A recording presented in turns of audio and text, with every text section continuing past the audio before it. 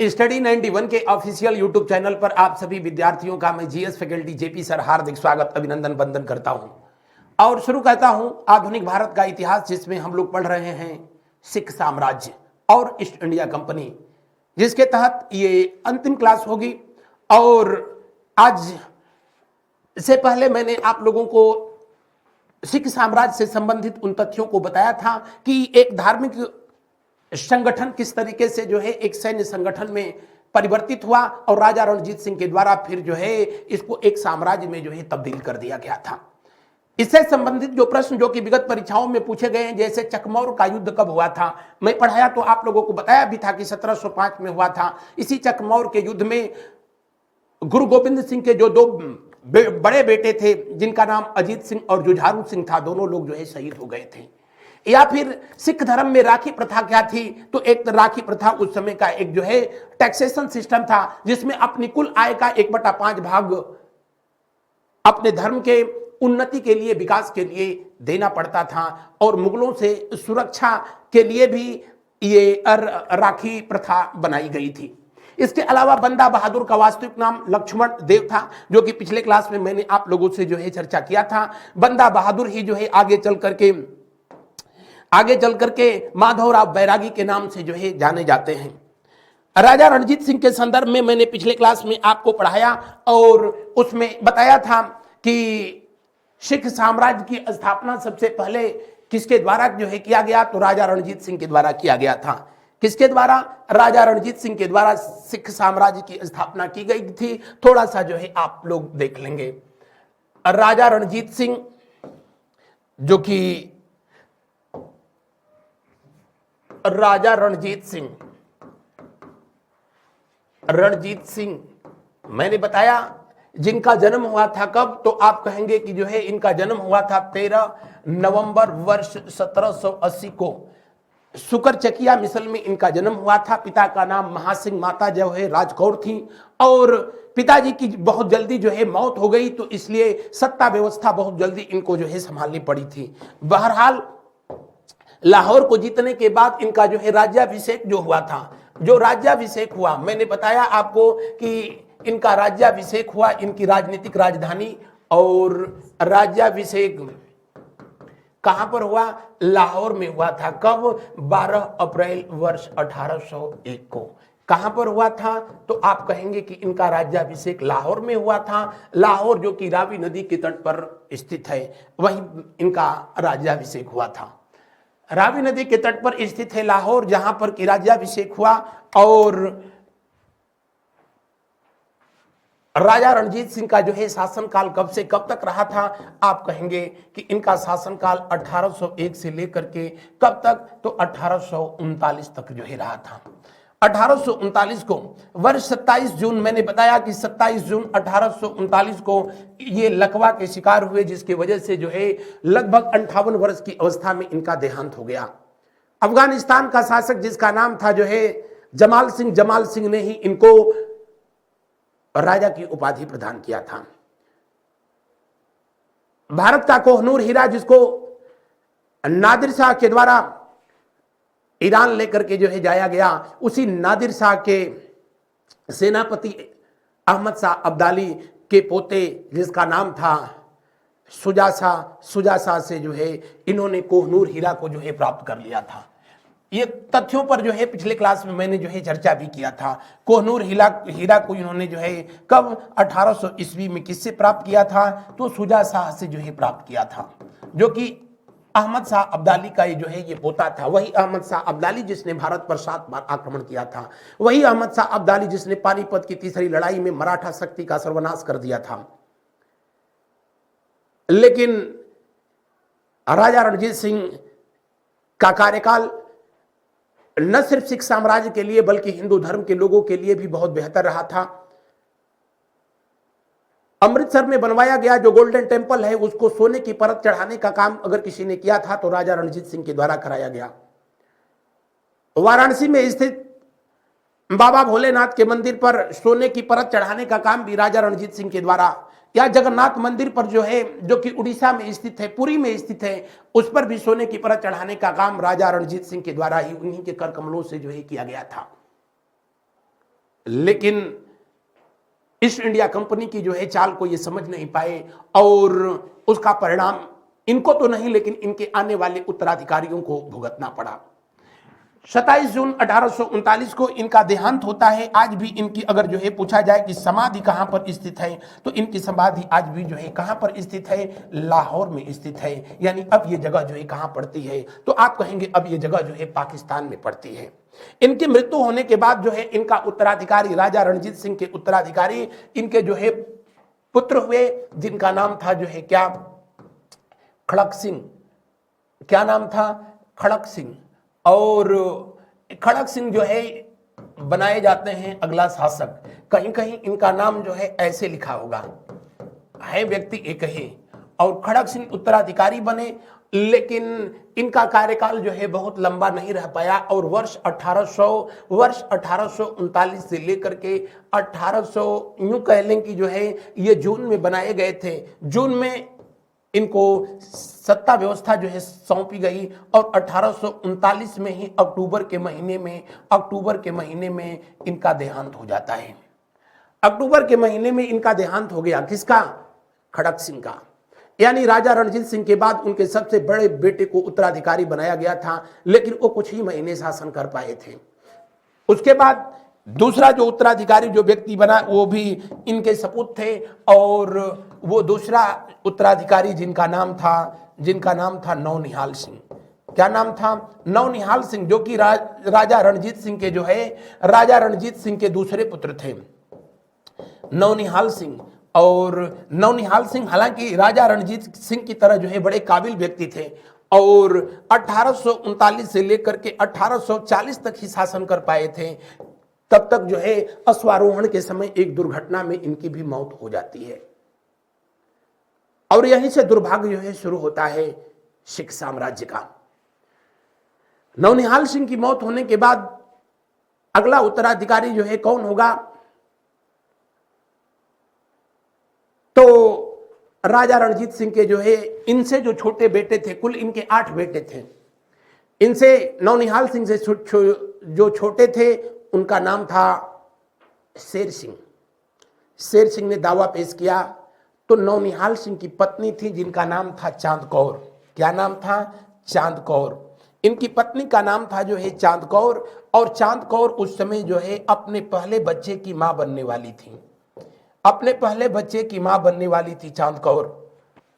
चांद कौर ने कहा कि नियमों के अनुसार राजा का बेटा ही राजा होता है। मेरे गर्भ में जो पल रहा जो शिशु है वो भी बेटा है। ऐसा मुझे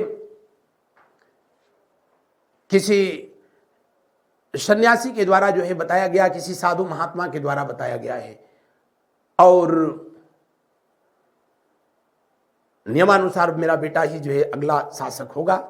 शेर सिंह, जाहिर सी बात थी, शेर सिंह जो कि राजा रणजीत सिंह के पुत्र थे, इन्होंने इस बात का जो है विरोध किया कि इस बात का जो है क्या गारंटी है कि जो जन्म लेगा संतान वो जो है बेटा ही होगा। लेकिन मां जो थी वो अड़ी पड़ी थी।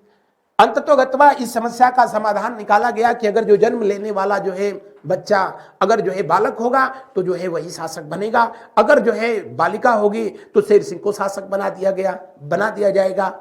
चांद कौर इस पर जो है तैयार हो गई। शेर सिंह को भी ये शर्त जो है स्वीकार थी और इस तरीके से भारत के इतिहास में पहली बार ऐसा हुआ जब जो है एक अजन्मे बच्चे को जो है युवराज घोषित किया गया। इतना ही नहीं, बकायदे उसका राज्याभिषेक हुआ। अपने मां के गर्भ में था तभी उसका राज्याभिषेक हुआ और उसकी मां जो है संरक्षिका बन करके जो है शासन व्यवस्था चलाने की जिम्मेदारी उठाई। और इन्होंने कब से कब तक? तो नवंबर 1840 से लेकर के जनवरी 1841 तक जो है, नवंबर 1840 से लेकर के कब तक, इधर लिख देता हूं, 1840 से लेकर के और 1841 तक, जनवरी तक 3-4 महीना की तरह जो है इन्होंने अपनी शासन व्यवस्था जो है चला पाई।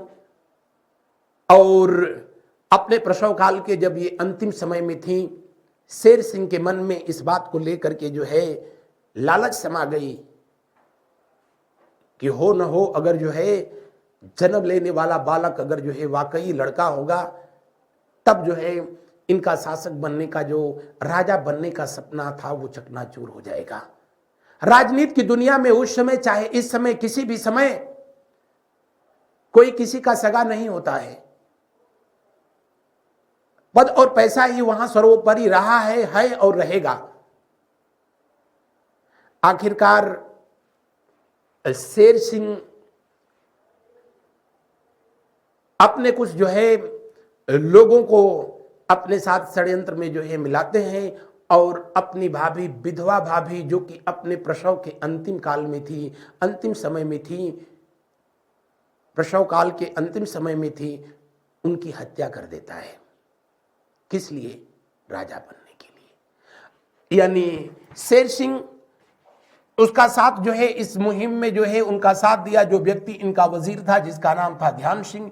इन दोनों ने जो है चांद कौर को एक दिन सोते हुए ही जो है मौत के घाट उतार दिया। वो बालक जिसका जो है कोई गुनाह नहीं था, वो जानता ही नहीं था कि क्या राज्याभिषेक होता है, क्या राज्य होता है, क्या राजा प्रजा होती है, उसको दुनिया भी नहीं देखने दिया गया। और इस तरीके से ये बात भी दफन रह गई कि गर्भ में पल रहा बालक जो है बालक था या बालिका थी। बहरहाल अब शेर सिंह का जो है काम तो जो है बिल्कुल गीदड़ वाला था, लेकिन जो है अब शासक बनने का राह आसान हो गया और 1841 से लेकर के 1843 तक जो है शासन कर पाए। लेकिन कहा गया है ना कि कर भला तो हो भला, करके भला ही देख लो, और नहीं तो उसका उल्टा भी सही होता है, उसका उल्टा भी सही होता है। शेर सिंह अपनी भाभी की हत्या करके शासक तो बन गया जरूर, लेकिन इस बात से जो है इसने चांद कौर का एक भाई था जिसका नाम था अजीत सिंह। क्या नाम था? अजीत सिंह। अजीत सिंह को अपना जो है दुश्मन बना दिया।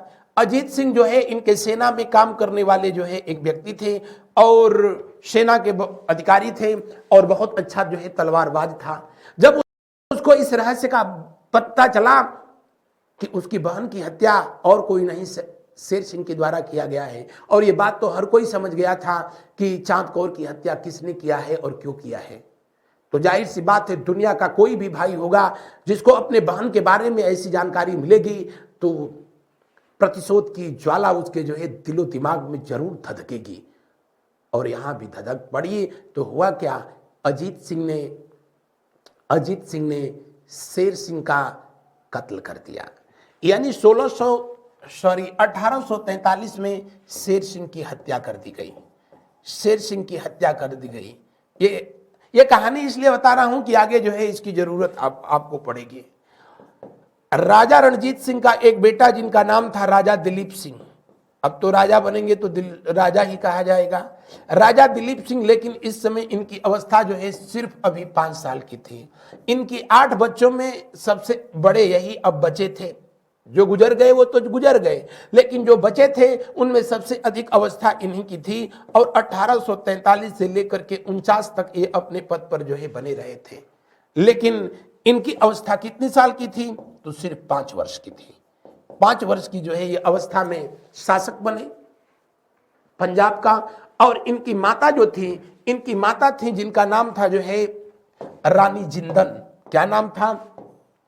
रानी जिंदन जो है इनकी संरक्षिका बन गई। यहीं से जो है सबसे बड़ा दुर्भाग्य जो है शुरू हुआ, वो ये कि रानी जिंदन का जो है एक पति, एक जो है प्रेमी था और उसका नाम था जो है लाल सिंह। लाल सिंह वो भी बहुत लाल था, क्योंकि रानी जिंदन एक तरीके से इनडायरेक्टली जो है शासिका बन गई। तो इन्होंने इस लाल सिंह को अपना वजीर बना लिया। यानी उस समय का जो है सबसे बड़ा जो पद होता था राजा के बाद, वजीर का पद जो है लाल सिंह को दे दिया गया। लाल सिंह के प्रति रानी जिंदन जो है बहुत वफादार थी, लेकिन लाल जो है अंदर से बड़ा काला था। और आगे चल करके लाल सिंह अपने जो है एक मित्र को सेनापति तक जो है पहुंचा देता है। और लाल सिंह, ध्यान सिंह, उधर डोंगरा बंधु जो है गुलाब सिंह, ये सब मिलकर के अब जो है सिख साम्राज्य का जो है ताबूत उठाने पर जो है आमदा हो चुके थे। होता क्या है, आगे चल करके जो है प्रथम आंग्ल सिख युद्ध होता है। कब? 1845 से लेकर के और 1846 के बीच जो है पहला आंग्ल सिख युद्ध हुआ। जब उस समय भारत का जो है गवर्नर कौन था, तो आप कहेंगे कि भारत का गवर्नर उस समय लॉर्ड हार्डिंग था। कौन था? Lord Hardinge. लॉर्ड हार्डिंग जो है फर्स्ट उस समय भारत का गवर्नर था। उसी का कार्यकाल चल रहा था और उसी के कार्यकाल में हुआ क्या, खालसा जो सेना थी उस समय जो है बहुत ताकतवर थी। उस समय की सेना को जो है सिख सेना को खालसा सेना के नाम से जो है जाना जाता था। और राज दरबार में जो कुछ भी चल रहा था सेना उससे जो है हर तरह से वाकिफ थी। और एक बात तो तय हो गई थी कि राज परिवार में जो कुछ हो रहा है वो बहुत अच्छा नहीं हो रहा है और बहुत शुभ संकेत नहीं है। लाल सिंह अपने व्यक्ति को जो है सेनापति बनवा देता है और तब इन लोगों ने 25 अप्रैल 1809 को जो अमृतसर की संधि हुई थी, मैं पढ़ाया तो आपको बताया, 25 अप्रैल 1809 को जो संधि हुई राजा रणजीत सिंह और चार्ल्स मिटकॉफ के बीच, उसके तहत सिख साम्राज्य की दक्षिणी सीमा सतलज नदी को मान लिया गया था। आज भी पंजाब में देखेंगे जो 5 नदियां हैं, सिंधु, रावी, चिनाब, सतलज, झेलम, ब्यास, तो सबसे नीचे की तरफ जो है जो बहती है वो सतलज है। उसके ठीक ऊपर जो है आपको मैप में देखना तो जो है आपको ब्यास नदी जो है मिलेगी। उसके बाद जो है रावी का नंबर आता है।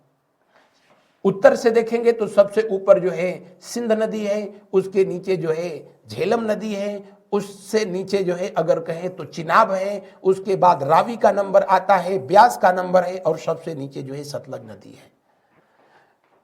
जो 25 अप्रैल 1809 को अमृतसर की संधि हुई थी, उसके तहत पंजाब की उत्तरी सीमा सिंधु को मान लिया गया था और दक्षिणी सीमा जो है किसको मान लिया गया था, तो आप कहेंगे सतलज नदी को जो है मान लिया गया था।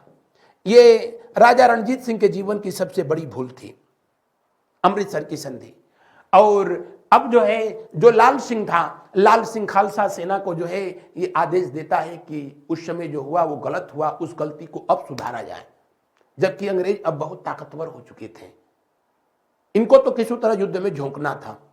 आखिरकार सेना को जो है आदेश दिया गया और सेना को आदेश उस समय चाहे इस समय जो हाई कमान आदेश देगा वो उसका पालन करेगी। उन्होंने सतलज नदी को पार करके ब्रिटिश आर्मी पर जो है अटैक कर दिया और इस तरह जो है सिखों और जो है अंग्रेजों के बीच जो युद्ध हुआ उसको प्रथम आंग्ल सिख युद्ध के नाम से जाना गया, जो 1845 से लेकर के 1846 तक चला था।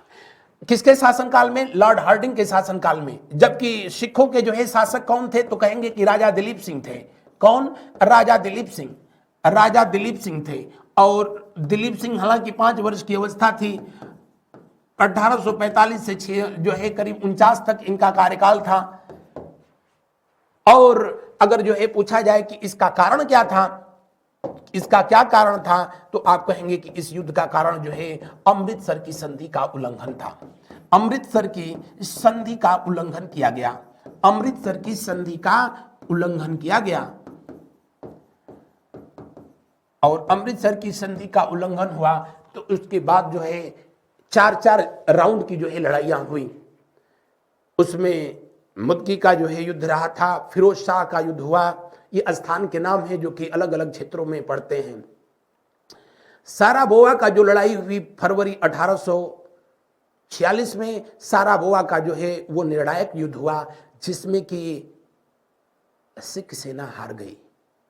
और सिख सेना हार गई, उसमें अपने लोगों का जो है लाल सिंह और ध्यान सिंह की जो है उसमें कमीनागिरी थी, इसलिए जो है ये सिख सेना हार गई। और सिख सेना हार गई तो किस युद्ध में? तो आप कहेंगे कि साराबोवा की लड़ाई में। प्रथम आंग्ल सिख युद्ध 1 साल तक लगभग चला। मैंने बताया कि मुदकी युद्ध हुआ, उसमें कोई डिसीजन नहीं हुआ। फिरोज शाह नामक जगह पर लड़ाई हुई, कोई जो है फाइनल नहीं हुआ। आबोवद्दा में लड़ाई हुई, कोई उसमें नहीं निकला। लेकिन जो साराबोवा का लड़ाई हुआ वो जो है पूरा सारा जो है गुड़गोबर कर दिया। साराबोवा युद्ध हुआ। और साराबोवा युद्ध हुआ कब? तो आप कहेंगे कि साराबोवा की लड़ाई जो है 1846 में हुई थी। फरवरी 1846 में ये लड़ाई लड़ी गई। और इसमें हुआ क्या? इसमें हुआ ये कि सिखों की हार हुई। क्या हुआ? सिखों की हार हो गई। और इस तरह से जो है इस युद्ध को समाप्त करने के लिए जो संधि की गई वो संधि लाहौर की संधि के नाम से जानी गई। किस नाम से जानी गई? लाहौर की संधि के नाम से जानी गई। यानी ये युद्ध जो है किस संधि के तहत समाप्त हुआ? लाहौर की संधि के तहत जो है समाप्त हुआ। इसमें याद करने वाले जो पॉइंट है जो कि आपसे परीक्षाओं में पूछे जाते हैं, प्रथम आंग्ल सिख युद्ध कब से कब तक हुआ था? उस समय भारत का उस समय भारत का जो है गवर्नर कौन था? गवर्नर जनरल कौन था? या उस समय सिखों के जो है राजा कौन थे? उसका कारण क्या था? और किस संधि के तहत जो है ये युद्ध समाप्त हुआ था? लाहौर की संधि। और लाहौर की संधि हुई कब थी? 9 मार्च 1849 को। 9 मार्च 1849 को लाहौर की संधि हुई। किसके किसके बीच हुई? तो जाहिर सी बात है ये लाहौर की संधि राजा दिलीप सिंह के बीच। राजा दिलीप को जो है पता ही नहीं था कि ये क्या हो रहा है, क्योंकि उनकी अवस्था ही वही थी। राजा दिलीप सिंह वो बैठ करके लॉलीपॉप खा रहे थे। राजा दिलीप सिंह और किसके बीच हुई थी? तो आप कहेंगे लॉर्ड हार्डिंग के बीच हुई। लॉर्ड हार्डिंग के बीच हुई। लॉर्ड हार्डिंग के बीच हुई। अब चूंकि अंग्रेज जीत गए थे तो ये संधि की शर्त जो है तैयार कर रहे थे। और संधि की शर्त जो तैयार की गई उसमें जो है बड़ा विचित्र व्यवस्था कर दी गई। क्या? युद्ध हर्जाना के रूप में 1.5 करोड़ का जो है डिमांड किया गया। यानी युद्ध हर्जाना कितना था? कितना जो है डिमांड किया गया? युद्ध हर्जाने के रूप में जो है कितना जो है डिमांड किया गया? तो आप कहेंगे युद्ध हर्जाना के रूप में 1.5 करोड़ रुपया जो है मांगा गया, जो कि उस समय सिख साम्राज्य के जो है बस का नहीं था। तो इस 1.5 करोड़ में जो है 50 लाख रुपया जो है कैश दिया गया। 50 लाख रुपया जो है इनको दे दिया गया। और 1 करोड़ के बदले जो है कश्मीर और उसके आसपास के क्षेत्र जो है दे दिए गए। किसको? कश्मीर दे दिए गए जो है अंग्रेजों को। वही कश्मीर जिसको धरती का स्वर्ग कहा जाता है। इस संधि के पीछे जो व्यक्ति खेल रहा था वो अपने मकसद में कामयाब रहा और वो था लाल सिंह। लाल सिंह 1 करोड़ रुपए में के बदले कश्मीर और उसके आसपास के क्षेत्र जो है अंग्रेजों को दिलवा दिया। और इतना ही नहीं, तुरंत उस कश्मीर को 1 करोड़ के बदले में अपने मित्र गुलाब सिंह डोगरा जो है बंधुओं में से एक था, गुलाब सिंह को बेचवा दिया। यानी अंग्रेजों ने इसको किसको बेच दिया? गुलाब सिंह को बेच दिया। गुलाब सिंह को जो है बेच दिया। गुलाब सिंह को बेच दिया। अब ये बात जो है कुछ सिख समुदाय के उस समय जो लोग थे उनको जो है बुरा लगा। पहले तो ये कह करके सेना को अपने विश्वास में लिया गया, लोगों को विश्वास में लिया गया कि अभी कश्मीर उसको दिया जा रहा है और उसको पैसा दे करके फिर कश्मीर प्राप्त किया जा सकता है। लेकिन अब तो ये गुलाब सिंह के हाथ में आ गया, तब तो जो है अब उसको दोबारा प्राप्त नहीं किया जा सकता था। और यही एक शर्त, ये वो शर्त थी जो कि इन लोगों के बीच जो है अब वो टेंशन की वजह बन गई। रानी जिंदल को जो है संरक्षिका स्वीकार कर लिया गया। लाल सिंह को वजीर स्वीकार किया गया। और लॉरेंस हेनरी नामक जो है एक अंग्रेज अधिकारी को एज ए रेजिडेंट जो है लाहौर में रहना स्वीकार कर लिया गया। और जो है कुछ संधियां थी, उनमें कुछ शर्तें थी, लेकिन यह शर्त जो है सबसे अजीबोगरीब जो है साबित हुई। और जिसका जो है ये परिणाम हुआ, जो इसका परिणाम हुआ और उसका परिणाम हुआ क्या, उसका परिणाम ये हुआ कि सिखों ने बगावत कर दिया। सिख धर्म के लोगों ने जो है बगावत कर दिया कश्मीर वाले प्रकरण को लेकर के कि आखिर अंग्रेजों ने इनको दिया क्यों। इस वजह से फिर एक संधि हुई जिसको कि भैरावल की संधि के नाम से जो है जाना गया। यही नीचे लिख देता हूं। कौन सी संधि? भैरावल की संधि। आज भी जगह ये पड़ती है जालंधर के पास। भैरावल की संधि हुई और भैरावल की संधि हुई और भैरावल की संधि जो हुई 1849 में हुई, 1849 में। और इस संधि के तहत जो हुआ उसके बारे में कोई सोच ही नहीं सकता था। उस 5 वर्ष के जो है बच्चे को उसके मां से अलग कर दिया गया। रानी जिंदल को 1.5 लाख रुपए का पेंशन दे करके और इनको भेज दिया गया बनारस। जिंदल नहीं चाहती थी, दुनिया की कोई भी मां नहीं चाहेगी, लेकिन अब अंग्रेजों के आगे सामने जो है किसी की चल नहीं रही थी। इनको बनारस भेज दिया गया 1.5 लाख रुपया पेंशन दे करके। और 8 लोगों की जो है एक कमेटी बनाई गई जिसमें कुछ अंग्रेज और कुछ सिख थे। एक तरीके की जो है काउंसिल बनाई गई और वो काउंसिल जो है तब तक जो है काम करेगी जब तक कि राजा दिलीप सिंह की अवस्था वयस्क नहीं हो जाती है, यानी 18 साल के ये नहीं हो जाते हैं। हालांकि तब जो है वयस्क की अवस्था जो है तब और अधिक हुआ करती थी। आखिरकार अब ब्रिटिश साम्राज्य के लोग धीरे धीरे जो है पूरे लाहौर को अपने जो है कब्जे में ले चुके थे। वहां पर भू राजस्व को देखने के लिए जॉन लॉरेंस को जो है लाया जाता है। हेनरी लॉरेंस जो है पहले से एज ए रेजिडेंट था। अब पूरे के पूरे जो है भैरावल के बाद तो लाल सिंह का भी काम खत्म कर दिया गया और पूरी व्यवस्था अब अपने तरीके से ईस्ट इंडिया कंपनी चलाने लगी। और चलाने लगी तो ईस्ट इंडिया कंपनी अलग अलग क्षेत्रों में जो उच्च पद था वहां पर अपने लोगों को आसीन करने लगी। जो विदेशी पहले से ही काम कर रहे थे, जो राजा रणजीत सिंह के समय से थे। मैंने बताया था कि राजा रणजीत सिंह के समय में ही जो है पैदल सेना का सेनापति वेंतुरा को बनाया गया था, जो इटालियन था, इटली का था। फ्रांसीसी कुछ सेनापति जो है बनाए गए थे। इनको पहले बाहर का रास्ता दिखा दिया गया और जब ये सिखों पर भी जो है काम शुरू किया गया तो मामला बिगड़ा। 10,000 सैनिकों को जो है छटनी कर दिया गया। उनके जगह पर दूसरे लोगों को रखा गया। यही बात चुभ गई सिख सैनिकों को और जो दूसरी लड़ाई हुई एक तरीके का सैनिक विद्रोह था, क्योंकि सिख सैनिक जो थे अपने साम्राज्य जो है और अपने राजा के प्रति बड़े ही वफादार थे। और ये बात जो है ईस्ट इंडिया कंपनी को जो है झेला नहीं जा रहा था।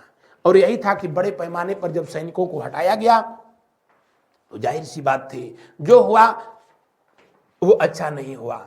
इसको दूसरा आंग्ल सिख युद्ध के नाम से जो है जाना गया, द्वितीय आंग्ल सिख युद्ध। और ये कब से कब तक हुआ तो आप कहेंगे 1848 से लेकर के और 1849 के बीच जो है हुआ था। 1848 से 1849 के बीच हुआ।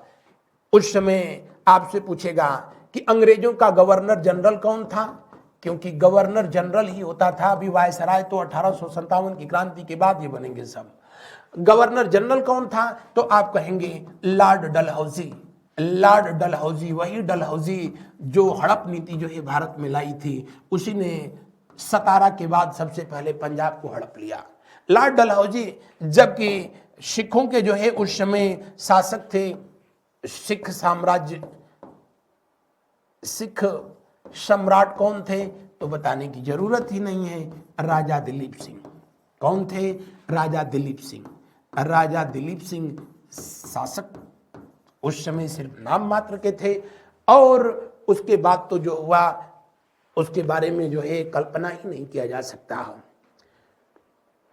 चिनिया वाला जो है युद्ध हुआ, उस युद्ध में भी जो है सिख पराजित हुए। तोप के युद्ध के नाम से गुजरात का युद्ध जो कहा जाता है, कहा तो जाता है वो गुजरात का युद्ध, लेकिन लड़ा गया था झेलम नदी के तट पर। उस युद्ध में भी जो है सिख सेना बुरी तरीके से पराजित हो गई। और इस तरीके से पूरे पंजाब पर अंग्रेज हावी हो गए और 29 मार्च 1849 को लॉर्ड डलहौजी ने अनाउंसमेंट कर दिया, क्या? पंजाब अब ईस्ट इंडिया कंपनी का, यानी ब्रिटिश ईस्ट इंडिया कंपनी का अब जो है अंग हो गया, हिस्सा हो गया। यानी पंजाब का जो है विलय या सिख साम्राज्य का जो है विलय, सिख साम्राज्य का विलय कब कर लिया गया? तो आप कहेंगे इसका विलय हुआ था 29 मार्च 1849 को। सिख साम्राज्य जो है 29 मार्च 1849 को ईस्ट इंडिया कंपनी का हिस्सा बन गया। ईस्ट इंडिया कंपनी में क्या कर लिया गया? विलय कर दिया गया। इतना ही नहीं, उस समय भारत का जो कोहनूर हीरा था, जिसको कि अफगानिस्तान के शासक शाह शुजा के द्वारा जो है प्रदान किया गया था राजा रणजीत सिंह को, लाहौर के किले से डलहौजी ने उसको प्राप्त कर लिया। और लाहौर से प्राप्त किया तो उसको ले जा करके उसने उस समय की महारानी जो थी विक्टोरिया, उनको भेंट कर दिया। ब्रिटेन में ही कोहनूर हीरा को 2 हिस्सों में जो है तोड़ दिया गया और उसका एक हिस्सा महारानी के जो है ताज में, जबकि उसका दूसरा हिस्सा जो है, उसका दूसरा हिस्सा आज भी लंदन के म्यूजियम में रखा गया है। सातवाहन वंश के शासकों के कार्यकाल में कोलवेरियों के खान से जो प्राप्त हुआ था कोहनूर हीरा, वो भारत के बाद ईरान में पहुंचा था, अफगानिस्तान में पहुंचा था, फिर राजा रणजीत सिंह के पास पहुंचा, फिर अंग्रेजों के पास पहुंचा और आज भी लंदन में है।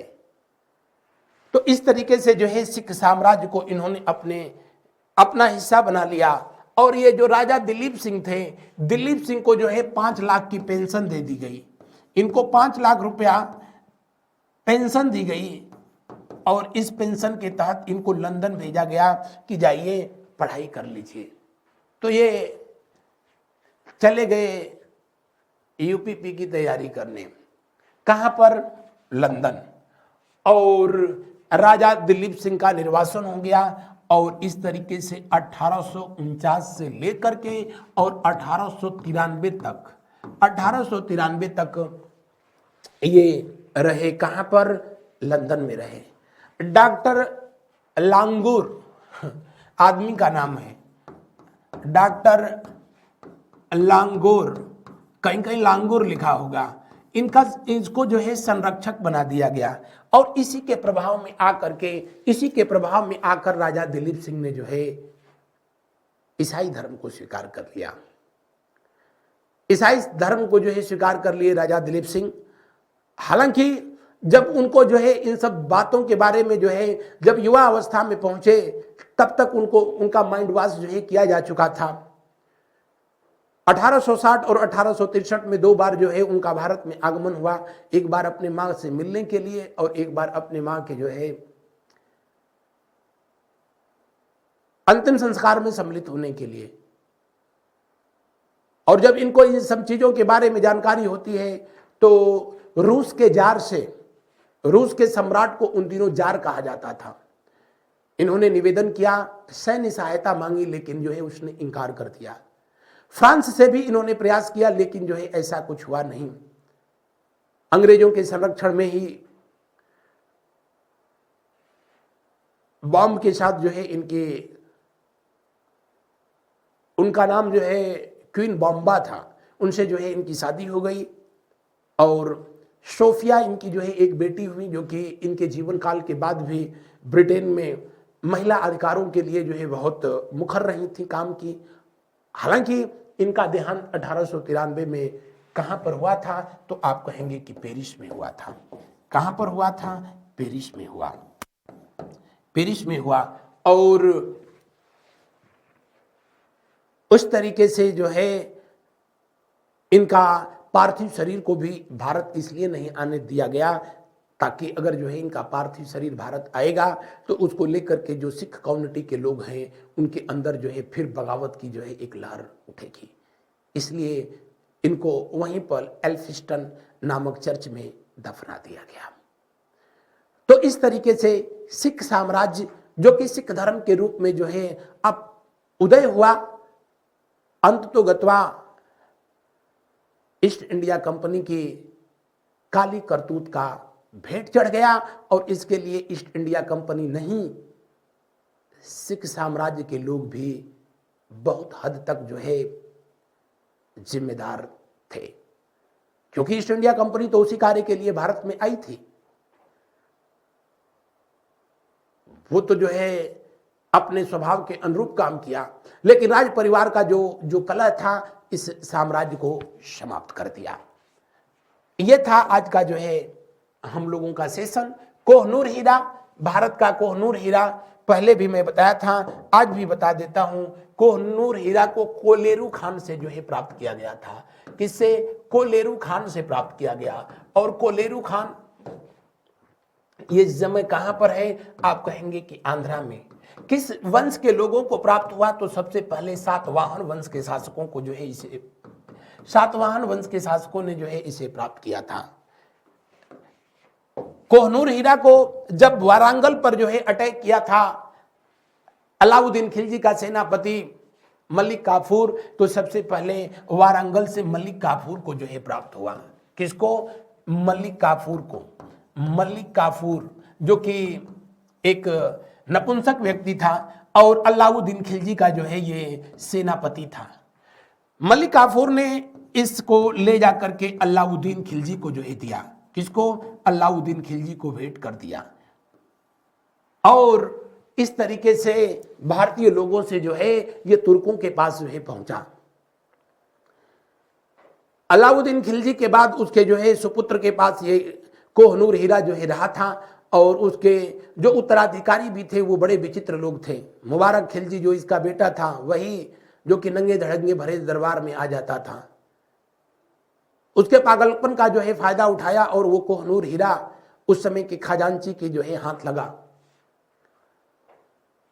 जब खिलजी वंश का जो है समापन हुआ तो जनार्दन सिंह ने वो कोहनूर हीरा अपने बेटे राजा विक्रमजीत सिंह को दे दिया, और राजा विक्रमजीत सिंह को प्राप्त हुआ। और 1526 में जब पानीपत की लड़ाई हुई तो पानीपत की लड़ाई के बाद जो है राजा विक्रमजीत सिंह भी मारा गया। तो वहीं से ग्वालियर के किले से, कहां से? ये कोहनूर हीरा जो है ग्वालियर के किला से, ग्वालियर जो कि अब एमपी में पड़ता है, ग्वालियर से जो है किसको प्राप्त हुआ? हुमायूं को प्राप्त हुआ था। हुमायूं जो कि बाबर का सबसे बड़ा जो है बेटा था, हुमायूं उसको प्राप्त हुआ और हुमायूं ने इसे बाबर को सौंप दिया, और तब ये मुगल लोगों के पास रहा था। जब शाहजहां का टाइम पीरियड आया तो शाहजहां के टाइम पीरियड में, किसके समय में? शाहजहां के टाइम पीरियड में जो तख्त ए ताऊश बनाया गया, कौन सा? तख्त ए ताऊश, जिसको मयूर सिंहासन जो है कहा जाता था। तख्त ए ताऊश को जो है पिकॉक थ्रोन कहा जाता था। उसी में इसको इम्बिल्ड कर दिया गया था, जो है जड़वा दिया गया था। तख्त ए ताऊश जो कि हरगोविंद सिंह के द्वारा बनवाया गया अकाल तख्त था, उसी के तर्ज पर इसने जो है इसका निर्माण कराया था। और मोहम्मद शाह रंगीला के समय तक जो है कोहनूर हीरा भारत में रहा। जब ईरान का नेपोलियन कहा जाता था नादिर शाह का भारत पर आक्रमण हुआ 1739 में, तो वो जो है तख्त ए ताऊश को लेकर के चला गया ईरान, और ईरान में ही तब इसका नाम जो है कोहनूर हुआ। कहां पर इसका नामकरण किया गया? तो ईरान में इसका नामकरण हुआ। ईरान में इसका जो है नामकरण कोहनूर किया गया। उससे पहले कुछ लोग कहते हैं कि इसको समयंतक के नाम से जो है जाना जाता था। और ये कोहनूर हीरा वहां पर पहुंचा, कौन ले गया था? नादिर शाह। कौन? नादिर शाह। और नादिर शाह से जो है, जब नादिर शाह के साम्राज्य को जो है प्राप्त कर लिया अहमद शाह अब्दाली, तो अहमद शाह अब्दाली के पास जो है पहुंच गया। अहमद शाह अब्दाली के जो पोता था, यानी उसके बेटे का बेटा, उसे जो है राजा रणजीत सिंह ने 1800 में प्राप्त कर लिया। तो ईरान से अफगानिस्तान घूमते हुए फिर भारत में आया, और लाहौर से 1849 में अंग्रेजों के हाथ लगा, तो वो लेकर के जो है उसको चले गए। कहां पर? ब्रिटेन में, जिसको मैंने अभी बताया कि तोड़ करके उसका एक हिस्सा वहां की जो जो महारानी है उनके ताज में जो है सजाया जाता है, और उसका एक हिस्सा जो है आज भी वहां के म्यूजियम में रखा गया है। वहां के जो है कुछ, अब तो खैर बताने की जरूरत ही नहीं है, वहां तो खुद ही भारतवंशी एक व्यक्ति जो है प्रधानमंत्री हैं, लेकिन इन सब चीजों के लिए जो है आप कह लो कि जो है साहस चाहिए। मार्क्स की जो है वहां का कभी एक सांसद ने मांग उठाई थी कि हमारे पूर्वजों ने जो किया सो जो किया, अब तो उस कोहनूर को वापस कर दिया जाए भारत को। तो भारत से पहले पाकिस्तान जो ये बोल पड़ा कि कोहनूर हीरा लाहौर से गया था, तो इसलिए वो किसका है, मेरा है। बांग्लादेश अगला टर्राने लगा कि हम भी तो कभी पाकिस्तान थे, तो भारत को बोलने की जरूरत ही नहीं पड़ी। खुद ही ब्रिटेन जो है बोल पड़ा कि नहीं, पहले ये लोग तय तो कर लें कि जो है किसका। बहरहाल सिख साम्राज्य का जो है समापन हुआ और भारत में एक से एक जो है जब कोहनूर है तो कोहनूर हीरे की जो है क्या जरूरत है। इस सेशन में बस इतना ही। मुझे सुनने के लिए आप सबका बहुत बहुत जो है धन्यवाद। Thanks to all of you. इस सेशन को आप जरूर जो है लाइक करें और अपने व्यक्तिगत विचार कमेंट में जरूर लिखें। Thank you. Have a nice day.